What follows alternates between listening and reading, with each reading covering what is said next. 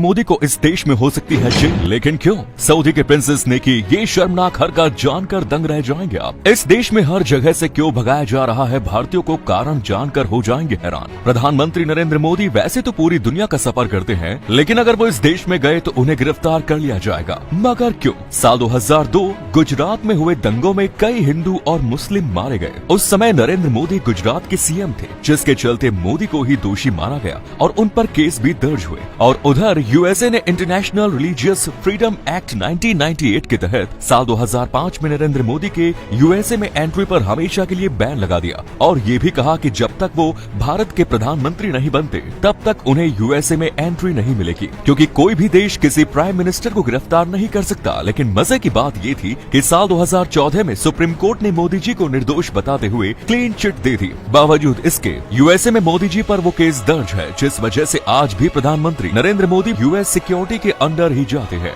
दुनिया का सबसे अमीर अरब शेख अल वलीद बिन तलाल, जो सिर्फ दुनिया के सबसे अमीर शेख ही नहीं बल्कि दुनिया के सबसे अमीर मुसलमान भी है। अल वलीद सऊदी के सबसे बड़ी कंपनी किंगडम होल्डिंग के मालिक है। 2017 में अल वलीद 39 बिलियन डॉलर नेटवर्थ के साथ दुनिया के 7वें सबसे अमीर शख्स थे। उनका घर किंगडम पैलेस की कीमत है 130 मिलियन डॉलर, जिसमें 317 कमरे मौजूद है। इसके अलावा इनके पास 400 मिलियन डॉलर का बोइंग 747 एयरप्लेन और 300 मिलियन डॉलर की एक यॉट मौजूद है। ये इतना मशहूर यॉट था जिसे जेम्स बॉन्ड मूवी में भी इस्तेमाल किया गया। अल वलीद ने मात्र 3 ही शादी की, जिनमें सबसे खूबसूरत थी अमीरा अल तवील, लेकिन वो किसी राजघराने से ताल्लुक नहीं रखती। बावजूद इसके साल 2008 में अल वलीद ने अमीरा से शादी की। अमीरा बहुत ही अमीर पढ़ी लिखी लड़की थी, जिन्होंने लंदन के किंग्स कॉलेज से कंपैरेटिव रिलीजन की पढ़ाई की। उनका कहना था कि उन्होंने दुनिया के सभी धर्मों के बारे में पढ़ा है, इसीलिए वो एक मॉडर्न लाइफ जीना चाहती है। अमीरा सऊदी की पहली ऐसी राजकुमारी थी जिन्होंने सऊदी की सड़कों पर खुलेआम ड्राइव की, यहाँ तक कि वो किसी भी इवेंट या फंक्शन में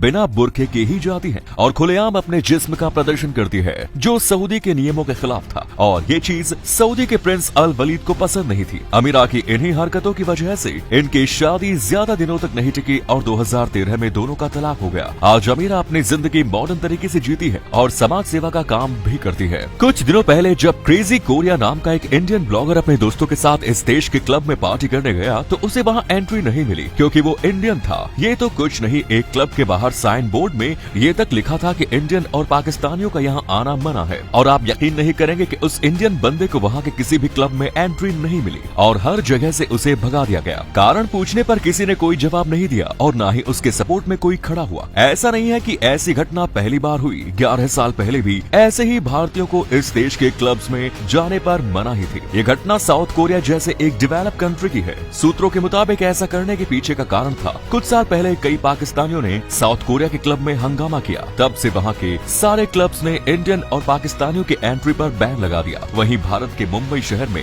मायोची नाम के एक साउथ कोरियन यूट्यूबर को कुछ लोगों ने छेड़ दिया, जिसके बाद पूरा देश और प्रशासन उसके सपोर्ट में खड़े थे। पर हम इंडियंस के साथ साउथ कोरिया जैसे एडवांस कंट्री में आज खुलेआम रेसिज्म हो रहा है, इस पर पूरी दुनिया चुप है। आर्टिफिशियल इंटेलिजेंस यानी कि एआई को पूरी दुनिया के लिए खतरा माना जाता है, लेकिन क्यों? दरअसल 2017 में जापान की एक फेमस कंपनी ने अपनी मिलिट्री के लिए 4 हाईटेक रोबोट्स बनाए, पर उन रोबोट्स ने लैब में टेस्टिंग के दौरान 29 लोगों को गोली से मार डाला, जिसके बाद इनमें से 2 रोबोट्स को कंपनी ने बंद कर दिया। तीसरे रोबोट के सारे पार्ट्स को खोलकर अलग अलग कर दिया। लेकिन आप ये जानकर आश्चर्य हो जाएंगे, चौथा जो रोबोट था वो बार बार खुद को किसी ऑर्बिटल सैटेलाइट से कनेक्ट करके कई तरह के डेटा को डाउनलोड कर खुद को अपने आप को जोड़ लेता और पहले के मुकाबले और भी ज्यादा इंटेलिजेंट और ज्यादा खतरनाक होता जा रहा था, जो काफी हैरानी की बात थी। पर क्योंकि आर्टिफिशियल इंटेलिजेंस एक फ्यूचर प्रोजेक्ट है, इसीलिए कई सारी बड़ी कंपनियों ने इस दावे को बिना किसी सबूत के बताने पर झूठ बताया। लेकिन पूरी दुनिया ये जानती है कि इससे इंसानों को कितना बड़ा खतरा है। यहाँ तक कि दुनिया के सबसे अमीर शख्स इलॉन मस्क का ये तक मानना है कि आर्टिफिशियल इंटेलिजेंस परमाणु से भी ज्यादा बड़ा खतरा है इस दुनिया के लिए। क्या आप जानते हैं जापान की ज्योग्राफी दुनिया की सभी देशों के मुकाबले सबसे ज्यादा खराब है। बावजूद इसके जापान की इकोनॉमी है दुनिया की तीसरी सबसे मजबूत इकोनॉमी।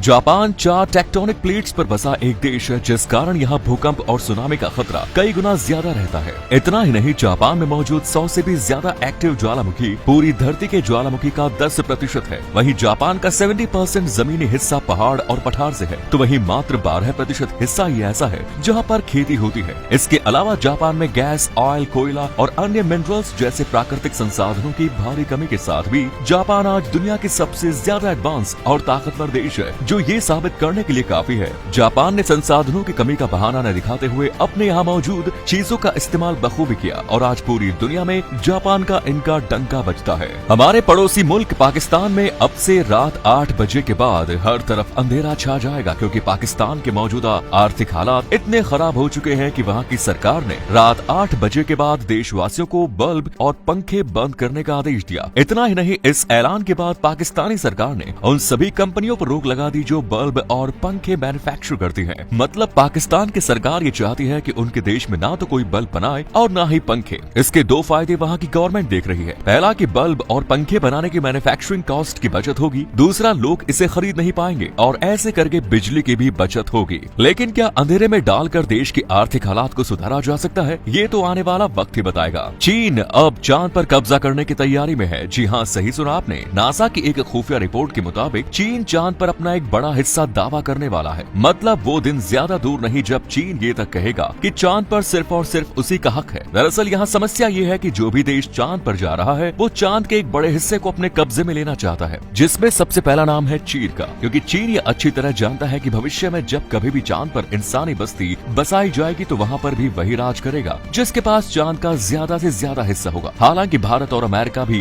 2023 में इसी उद्देश्य से चांद पर कदम रखने वाले हैं, लेकिन देखना दिलचस्प होगा कि कौन सा देश चांद के ज्यादा से ज्यादा जमीन पर अपना कब्जा कर पाएगा।